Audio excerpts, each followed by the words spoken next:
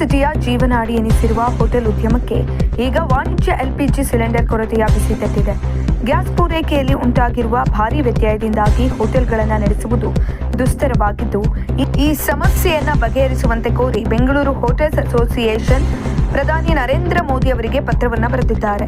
ಸುಮಾರು 90 ವರ್ಷಗಳ ಸುದೀರ್ಘ ಇತಿಹಾಸ ಹೊಂದಿರುವ ಹೋಟೆಲ್ ಅಸೋಸಿಯೇಷನ್ ನಗರದ ಹೋಟೆಲ್ ಉದ್ಯಮವನ್ನು ಪ್ರತಿನಿಧಿಸುತ್ತಾ ಇದೆ.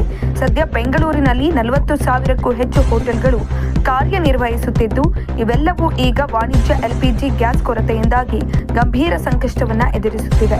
ಗ್ಯಾಸ್ ಪೂರೈಕೆ ಸಂಪೂರ್ಣ ಸ್ಥಗಿತಗೊಂಡರೆ ಉದ್ಯಮವೇ ನೆಲಕಚ್ಚುವ ಆತಂಕ ಎದುರಾಗಿದೆ. ಇನ್ನು ಹೋಟೆಲ್ಗಳು ಕೇವಲ ಲಾಭದಾಯಕ ಕೇಂದ್ರಗಳಲ್ಲ, ಅವು ಸಮಾಜದ ವಿವಿಧ ವರ್ಗದ ಜನರ ಹಸಿವು ನೀಗಿಸುವ ತಾಣಗಳಾಗಿವೆ.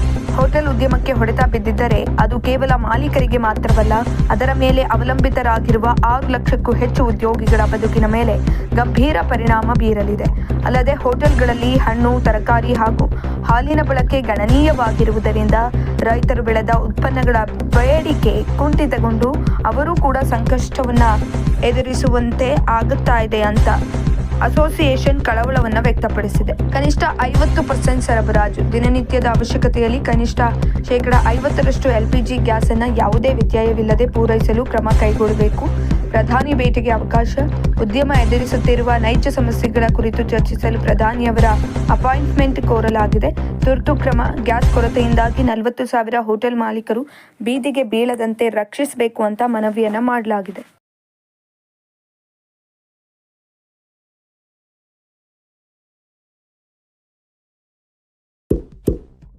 ಇಂತಹ ಇನ್ನಷ್ಟು ವಿಡಿಯೋಗಳಿಗಾಗಿ ಲೈಕ್ ಮಾಡಿ, ಫಾಲೋ ಮಾಡಿ, ಶೇರ್ ಮಾಡಿ.